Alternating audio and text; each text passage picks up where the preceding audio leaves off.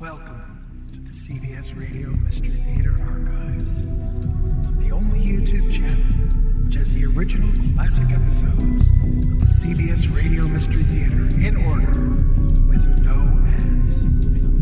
Thank you for listening, and now, enjoy the show.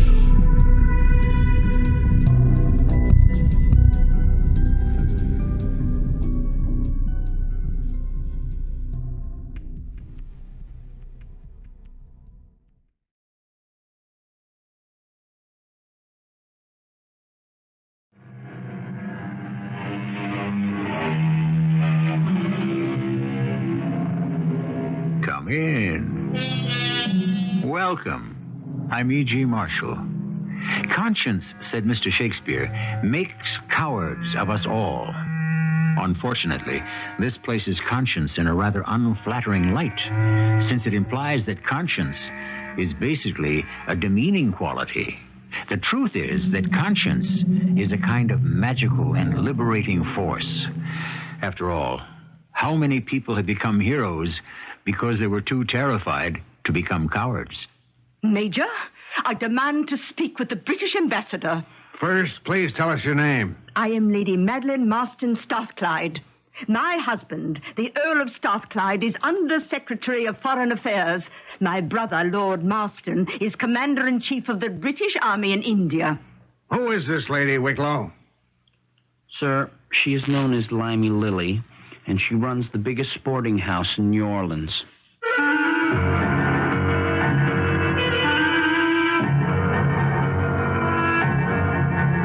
Our mystery drama, A Curious Experience, was especially adapted from the Mark Twain classic For the Mystery Theater by Sam Dann and stars Kristoffer Tabori and Robert Dryden. I'll be back shortly with Act One. One of the tragic truths of our history has been the fact that almost every generation has known the terrible trauma of war. For Mark Twain's generation, the war was the Civil War. To Mark Twain, war was the supreme folly. And why not? Wasn't warfare something that was invented and conducted by mankind? And wasn't the entire human race the greatest joke the Creator played on the universe? Of course. That is why Mark Twain wrote the story you're about to hear. Hut, two, hut, four, hut, two, hut, four. Company! Up, hut, two. Order, arms. Parade, rest. Company all present and accounted for, sir. Very good, Sergeant Raeburn. Man, I'm directed to read to you this message I have just received from the War Department. To Commanding Officer, Fort Trumbull, from Commanding General. Subject, undercover enemy activity. This office has reason to believe that your area, New London, Connecticut, has been infiltrated by enemy agents. These people may attempt to capture your installation, burn the city, and perform other acts of violence. Therefore, every officer and enlisted man must be extremely vigilant at this time. Signed, the Commanding General. Dated December 4th, 1862. Now, men, I can only say this. Though we are far removed from the combat zones of Fort Donelson, Bull Run, Shiloh, we are still very much in the battle area and must conduct ourselves accordingly. Sergeant, take over. The 150 regulars of my command itched and ached to be hundreds of miles to the south and west in the thick of the fighting. I knew they would consider this message from Washington as just pap from the brass. How could I blame them? I was bored to tears myself. At any rate, I was sitting in my office writing a letter when I became aware of someone standing in front of my desk. It was a boy, pale, ragged, with big eyes and a trembling mouth. He couldn't have been more than 15 or 16. What are you doing here? Excuse me, sir. Who are you? My name? Oh, I'm Robert Wicklow, sir. How did you get in here? Well? How? Who let you in here? Sir, I sneaked in. You what? What do you mean you sneaked in? Oh, I'm sorry, sir, but it was the only way. You sneaked in here? You got past the sentries? Yes, sir. How could you do that? Well, I reckon that they just weren't looking. Sergeant Raeburn? Raeburn, come in here at once. We shall see about this. Sergeant Raeburn reporting, sir. This boy, he was able to get past the sentries and make his way to my office. Oh, begging the Major's pardon, sir, but that would be impossible. Oh, is it? Well, here he is. How do you account for it? Well, sir, I don't know as how I could account for it at all. First, he would have to slip past the guard at the main gate. Who's supposed to be on duty there now? Private Pope, sir. And then he would have to elude the sentry on the inner perimeter. Who's pulling guard there? Private Sparks, sir. Sparks and Pope, huh? Yes, sir. What kind of security do we have around here? I will not tolerate another incident of this nature, Sergeant Raeburn. Do you understand? Yes, sir. Now, getting back to you. What's your name again? Robert Wicklow. Why did you want to sneak in here? Because I want to enlist. Enlist? How old are you? 21, sir. 21? Raeburn, you have boys of your own at home. How old does this cub appear to you? Not a day over 15, sir. Sir, I'm 18. I swear to you, I'm 18, but nobody believes me. When I told the sentry at the gate what I wanted, he just laughed at me and told me to go home. But I couldn't do that. I couldn't go home. Why not?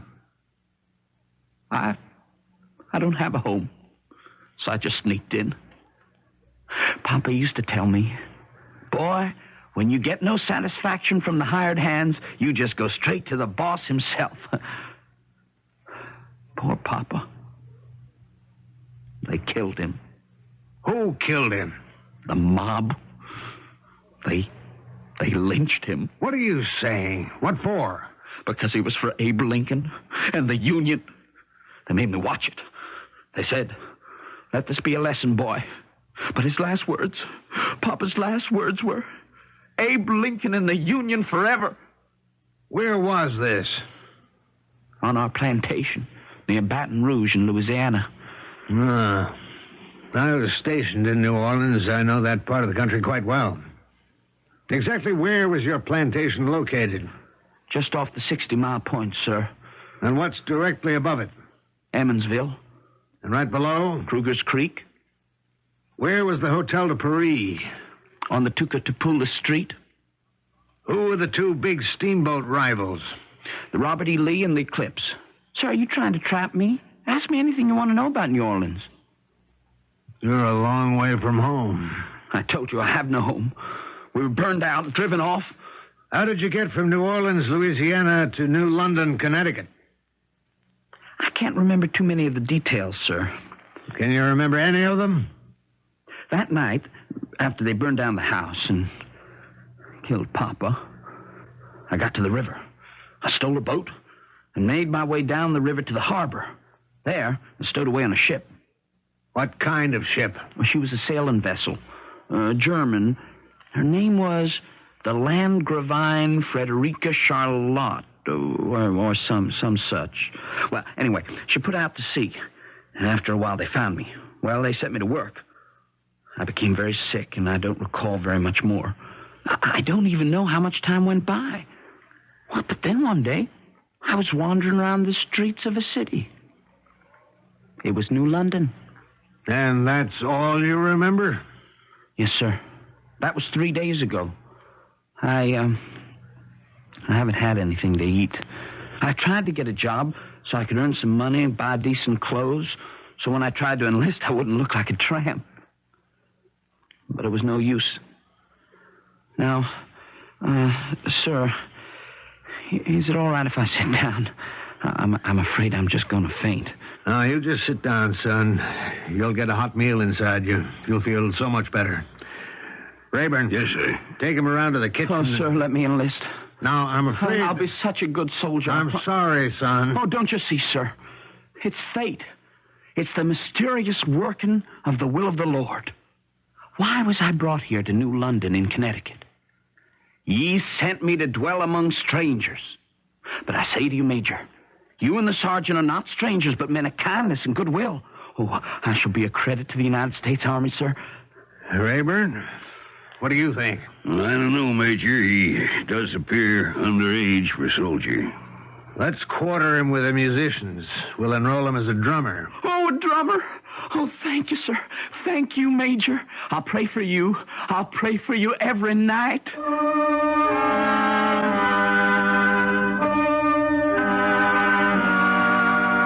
How's young Wicklow doing, Sergeant? Well, sir, he's a funny one.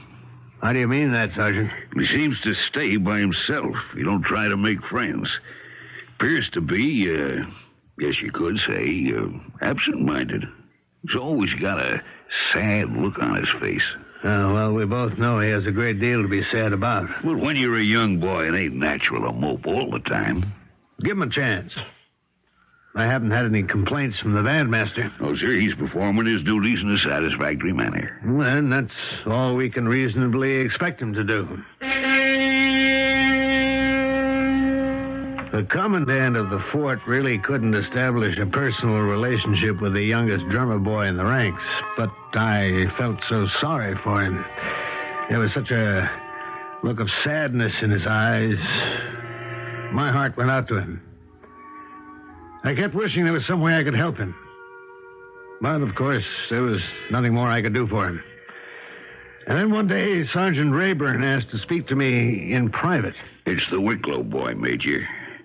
The musicians are down on him to an extent you can't imagine. Why? What's the trouble? What's he been doing? Praying, sir. Praying? Yes, sir. The musicians haven't had any peace for that boy's praying. Well, we really cannot object to praying without risking an incident at higher headquarters. No one objects to his praying as such. It's just the way he does it.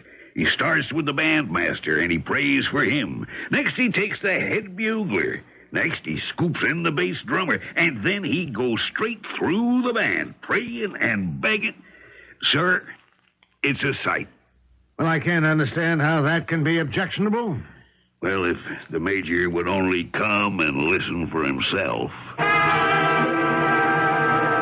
This way, sir. Now, what I'll do is kind of pry open the back window of the musician's barracks. Oh, Lord, I pray for the soul and the spirit of Band Sergeant Major Isaiah McTaggart. He's a good man, Lord. Oh, what if he does chew and smoke and blaspheme? Hey, quiet! You take a walk.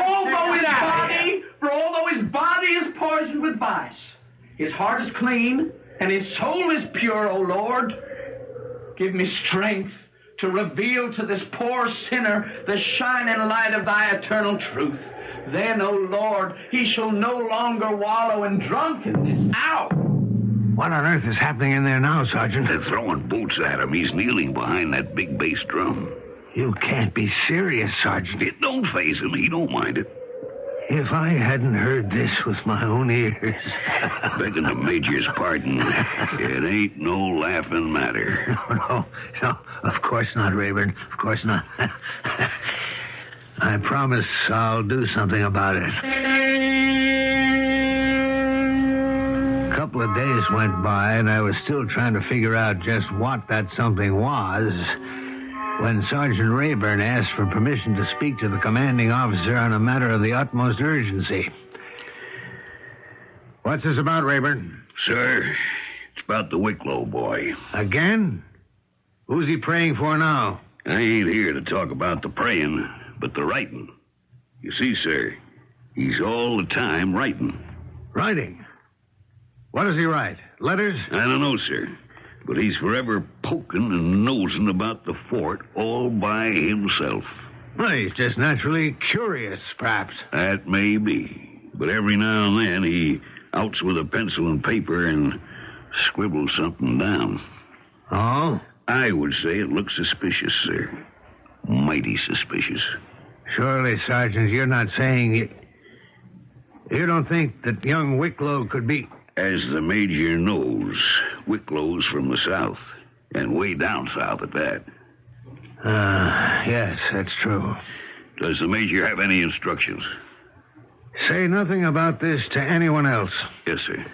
And see if you can get hold of whatever it is he's writing down. Yes, sir. Raeburn, what are you staring at? Well, sir, I'm just looking out of your window. Huh? What is it? There's the Wicklow boy. He's just walked over to the west wall of the fort. Hey, Raeburn, look what he's doing. Yes, sir, I told you, sir. He's stuffing a piece of paper into a chink in the masonry. Should I go out there and grab him now? No, Raeburn. We'll wait for him to go away. Obviously, he's leaving a message for someone. That means he's not the only enemy spy in the fort. I was a stranger, and he took me in. Unfortunately, it can be paraphrased to read, "You were a stranger, and you took me in." They say the Civil War was the first modern war. It introduced for the first time the advanced techniques of social, political, economic, and industrial conflict. And while it didn't exactly introduce the concept of espionage, it certainly refined the tactics and strategy, more of which we shall see in Act 2. Not all the casualties in warfare are caused by physical violence.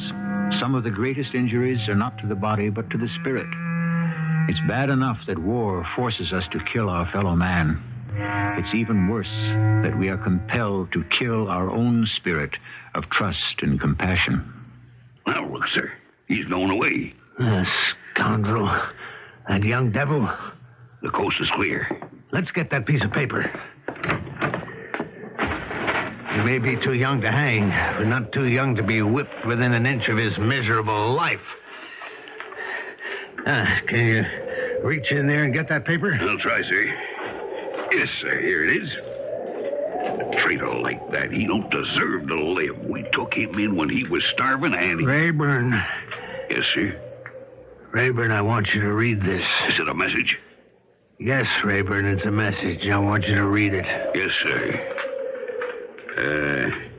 Blessed be those who give aid and comfort to the stranger. For the greatest affliction of all is to be alone in a strange city, alone without friends, without hope. Yes, Raeburn. As you can see, it's a message. Well, sir, Well, what? Raeburn, let's forget this nonsense we've been dreaming up about poor Robert Wicklow. As a matter of fact, if such a thing were possible, I'd even beg him for his forgiveness.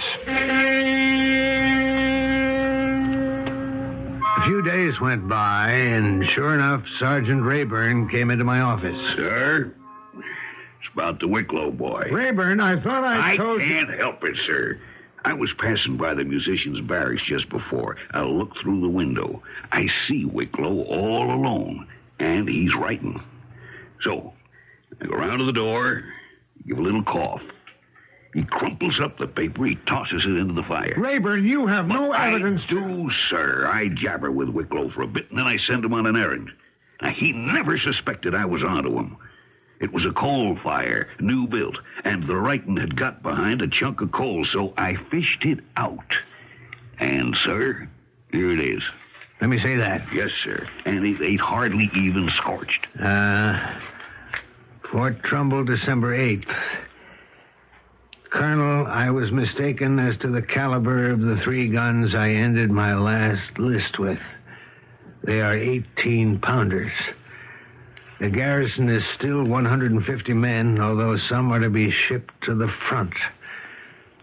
I think our plan had best be postponed till... That's where I must have interrupted him, sir. Major. Something wrong, sir? Something wrong, Raeburn? Yes, I would say so. I would say that a good part of a man's faith in his fellow man has just died. A good piece of his compassion and charity has withered away. I understand, sir. But we're soldiers, and we have work to do. Yes, sir. We'll have to watch this boy closely and carefully. And we did. Every day there was a message in the same little hole in the wall, and the messages would disappear soon after. Evidently, someone was picking them up. Neither Raeburn or I could watch constantly, and we were afraid to trust anyone else. Obviously, there was a plot of serious proportions being hatched under our very noses. Huh? What is it, Raeburn? Sir, the Wicklow boy has asked for a leave to go into town this afternoon. By no means should he be permitted to... No. Wait. Of course. Let him go. And follow him.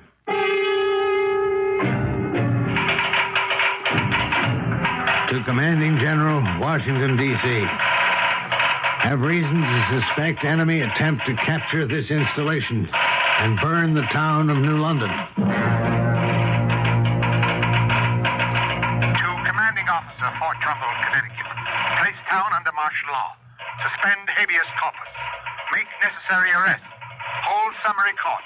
Act with vigor and promptness. Keep the department informed. Signed, Secretary of War. Major.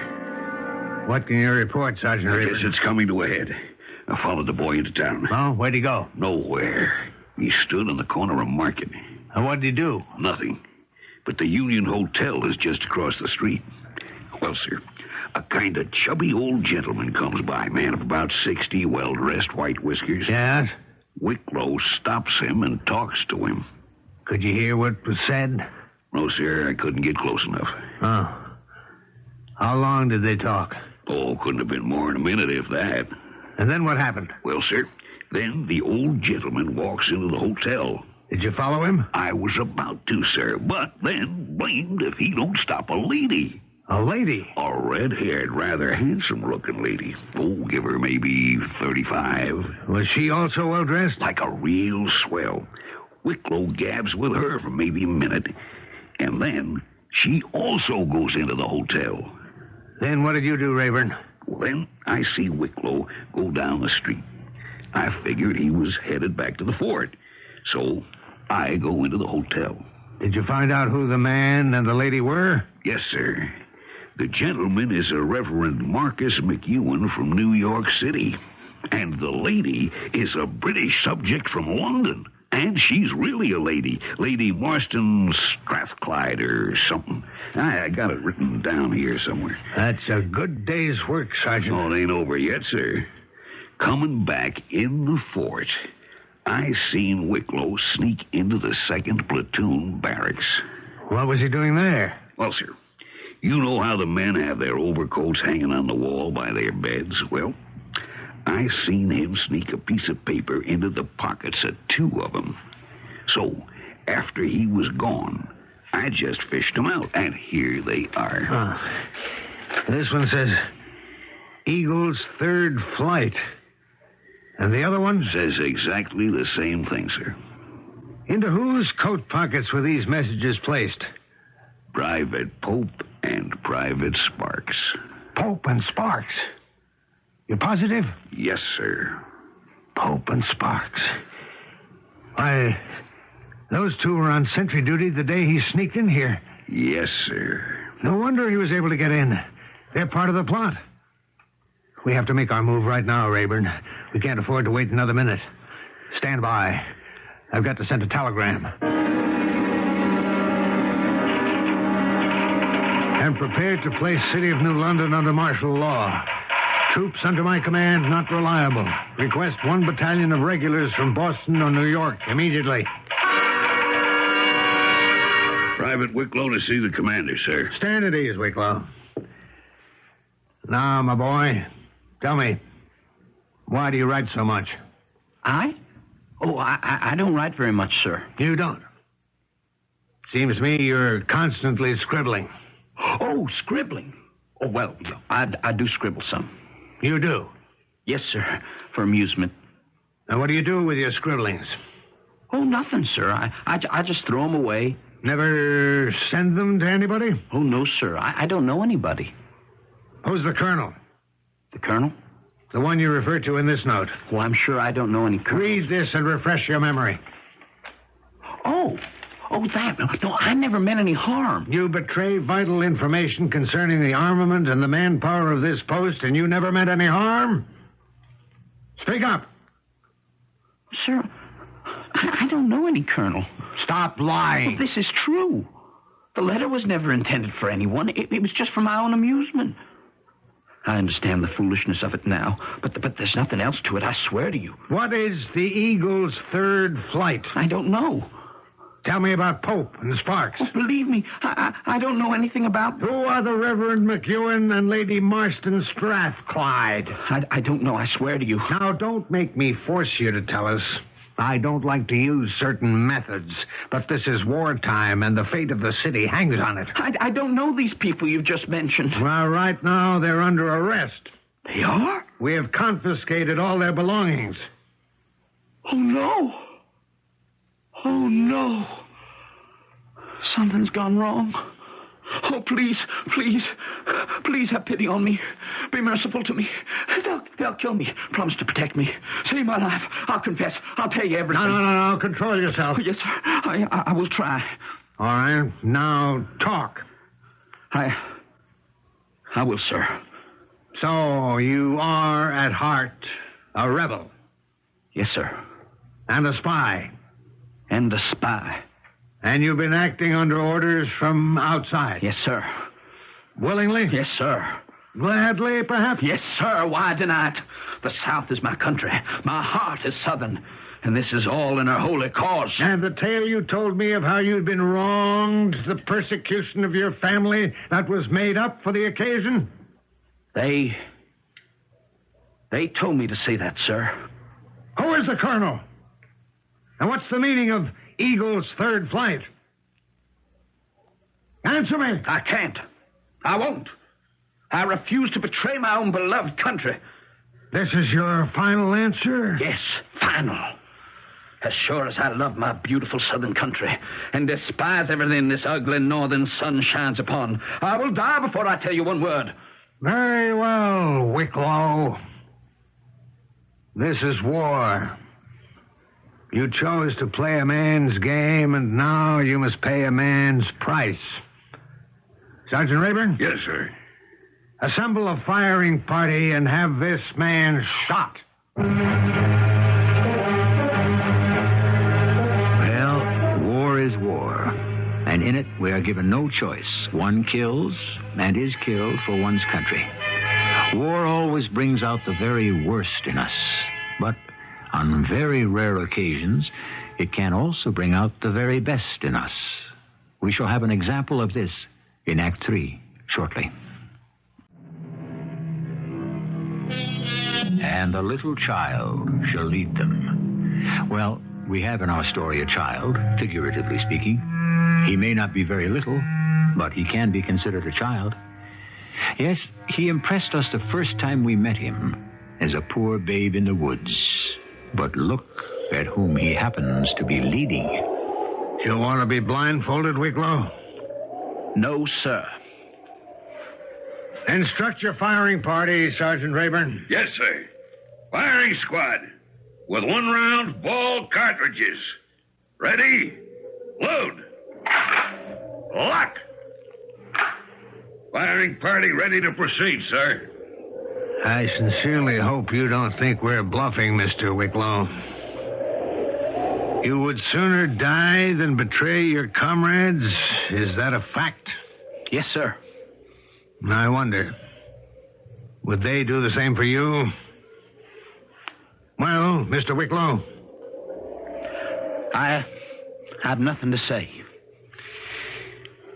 In that case, you may proceed, Sergeant Raeburn. Yes, sir. Firing party. Ready. Aim. No! Hold it, Sergeant. No, don't kill me. Please don't kill me. Oh, I'll tell you everything, but don't kill me. You will answer every question, Wicklow. Oh, have mercy on me, sir. I don't deserve it. Oh, please pity me. Please, sir, please. Bring him inside, Raeburn. We had to half drag and half carry him inside. We finally managed to calm him down. His resistance was broken. We brought in Private Pope. What's your name, soldier? Sir, it's Pope. Private Peter Ellsworth Pope, sir. All right, tell us the truth. It'll be better for you. I don't understand, sir. Who are you? Like I said, sir, Private Pope from New Hadleyburg, Massachusetts, sir. That's your story? Yes, sir, it's true, sir. Is it true, Wicklow? No, sir. Tell us who this man is. Major, how would he know who I am? I never laid eyes on him. That will do. You had your chance to speak. Tell us, Wicklow. His real name is George Bristow, from New Orleans. 2 years ago, he was second mate of the coast packer steamer Capital. He's a violent person, sir, and has served 2 terms for manslaughter. One for killing a deckhand named Hyde with a capstan bar. Major! Be silent! Go ahead, Wicklow. The other term, sir, was for killing a roustabout for refusing to heave the lead, which is not part of a roustabout's business. He is a spy and was sent to enlist in the Federal Army and serve in that capacity. Well, Pope, or Bristow, as we ought to call you, what have you to say to this? Barring your presence, Major, it's the infernalest damn lie that was ever spoke. And so it went, with Private Sparks and 7 other soldiers of the fort whom Wicklow identified. Each one of them, of course, denied every word Wicklow said. He detailed everything about them, where they came from, their families, what they did before the war. I decided to hold them in confinement pending the arrival of a special commission from the General Staff that was even now en route from Washington, D.C. And now I had the gentleman and the lady from the Union Hotel brought into the fort. Major, may I ask the meaning of this outrage? The meaning, sir? Why have I been dragged from my hotel by some of your soldiers and marched in here as if I were a common criminal? Well, sir, I wouldn't say you were a common criminal, more of an uncommon one. How dare you? Do you know who I am? No, suppose you tell me. I am the Reverend Marcus McEwen of Brooklyn, New York. I am the brother of Congressman James B. McEwen, and I assure you he shall hear about this. What are you doing in New London? I am visiting friends. I wouldn't doubt that at all. This young man standing near the wall, is he familiar to you? I've never seen him before in the... No, wait. No? Now, I remember his face. He accosted me on a street corner outside my hotel a day or 2 ago. Yes? What did he say to you? To tell you the truth, I don't know. Some sort of gibberish. I couldn't make it out. He didn't say anything about plans for attacking the fort? Are you mad? Have you taken leave of your senses? Wicklow, who is this man? Sir, his name is Peavy. That's a lie! Arthur L. Peavy, sir. And he is the man you addressed as the colonel in your letter? That's right, sir. He is the mastermind behind the plot? Yes, sir. He is the most notorious criminal in Galveston, Texas. This is an outrage! Give it up, Artie. They're wise to us. They've got you and me and the Countess, Pope and Sparks, everybody. So it's every man for himself. Make the best deal you can before they stand you up against the wall. I'll have you know I am Lady Madeline Marston Strathclyde. My husband is Under Secretary of Foreign Affairs. My brother is Lord Marston, Commander-in-Chief of Her Majesty's forces in India. Now, I demand to speak with the British ambassador. Who is she, Wicklow? Sir, she is known as Lily the Limey. She owns the biggest sporting house on Bourbon Street in New Orleans. She was arrested for selling contraband. She and George Bristow and all the rest were offered a chance for a complete pardon if they organized and executed this raid. Well, what do you say now, madame? I am speechless, Lieutenant. You will address the commanding officer as Major. Major. I found your country barbaric and boring, but at least after today, it will only be barbaric. Now, what is the meaning of this little comedy? I assure you, madame, this is a serious situation. Major, I'm not given to hysterics. You're obviously convinced that I'm part of a plot to do something or other, to destroy your fortress. A rather sloppily run establishment compared to the least of ours. Are you ready to make a statement? Do you realize that by throwing me into prison on these trumped-up charges, you risk alienating public opinion in England? Lily, oh, Lily, don't you understand? They know everything. Take her away, Sergeant. The next day, 2 companies of infantry, a battery of light artillery, and a squadron of cavalry marched into the fort. Now I felt safe and secure, ready for anything. We had almost 100 people under arrest all along the eastern seaboard from Boston to New York. But had we captured everyone?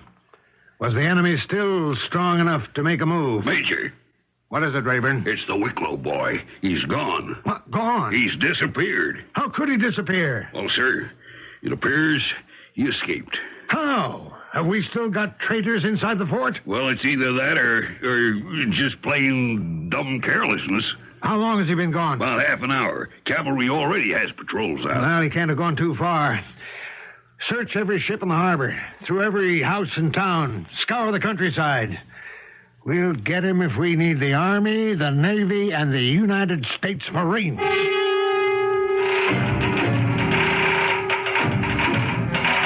To Commanding Officer, Fort Trumbull, Connecticut. Appreciate your inspired effort and heads-up job in destroying rebel plot. I'm coming personally to congratulate, decorate, and promote. She'll be in New London by this evening. Signed, the Secretary of War. Major, they think they got him. Where is he? The cavalry commander says a boy of that description was seen going into a farmhouse about 10 miles north of town. Have they taken him? No, sir. They've got the place surrounded. If it's him, he can't get away. Let's get out there, Raeburn.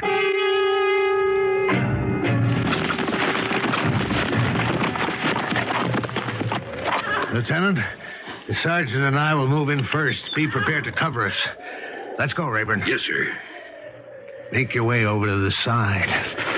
No noise now. I'll take the lead. Be careful, sir. That window there. Let's get on either side of it. Yes, sir. Your pistol ready to fire? Cocked and ready, sir. All right. Now, can you see inside that window? Yes, sir. Appears to be a kitchen. There's an old lady on her knees. Praying and kneeling beside her is... It's Wicklow, sir. Come on. We'll see if the door's open. Don't seem to be locked. Praise the Lord. My boy, my darling. The lost is found. The dead are alive again. Stand still, both of you. Don't move. Oh, my goodness, is something wrong? Robert, have you done anything wrong? Why, Sergeant Raeburn. By all that's holy, it's Mother Wicklow. Sergeant, what's happening here? Robert has come back. Oh, poor Robert. I thought he was dead all these years. Madam, is this your son? My own darling Robert. Raeburn. The name Wicklow. I didn't make the connection. Everybody hereabouts knows Mother Wicklow. Robert, did you get into trouble when you were gone? No, Mama, no. And this is her son? Robert, where have you been all this time? You're talking to your mama now. I've been living in New Haven, Mama. I've been going to Yale University. Robert. Well, I was a janitor. But I got so homesick after a while, I just had to come home. Oh, he's all right, gentlemen. But I'm afraid his mind has been turned. Turned by what? Oh, all those dime novels and sensation story newspapers about all kinds of dark plots and mysteries. He's always making up all kinds of fables. It's so hard sometimes not to believe him. No. Let me try to understand this. He does not come from the South? Oh, bless you, sir. No. And his father was never lynched by a mob? Oh, sir, his father was gathered into glory in the peace and fullness of his years. And he made it up?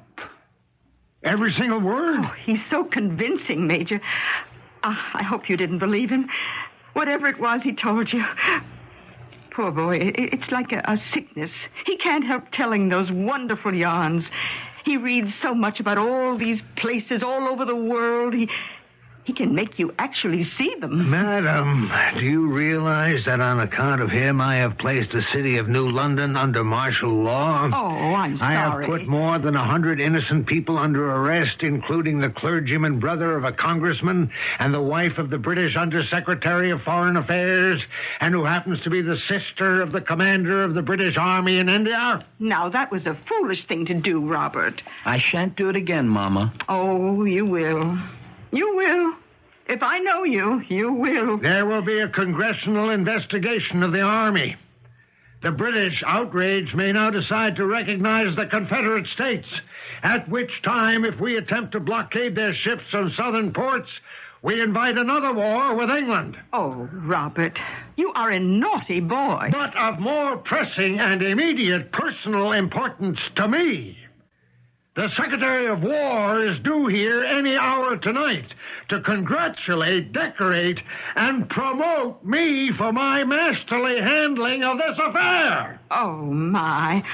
Oh, I do wish there was some way I could help you.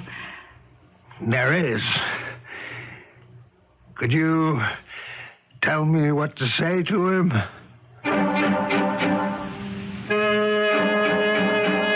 Of course she couldn't. Who could? Many, many years ago, one of the cigarette companies that is now defunct ran a series of distinctive ads. Each pictured a person in an extremely embarrassing position, and underneath the caption read, "Be nonchalant." You don't remember? Ask your dad. Or better, your granddad. I shall return shortly. I'm sure you're dying to know how the Major got out of it, or if he got out of it. I don't know. That was part of Mark Twain's unique genius. He could not only tell you an engrossing story, but when it was over, he could get your own mind running in fantastic directions to come up with a sequel. Today, this kind of thing is called audience participation. So you see, nothing is ever really new. Our cast included Kristoffer Tabori, Robert Dryden, Bryna, Raeburn, and Jackson Beck. The entire production was under the direction of Hyman Brown. I hope you enjoyed this episode of CBS Radio Mystery Theater. If you've enjoyed this and want to hear more, please subscribe.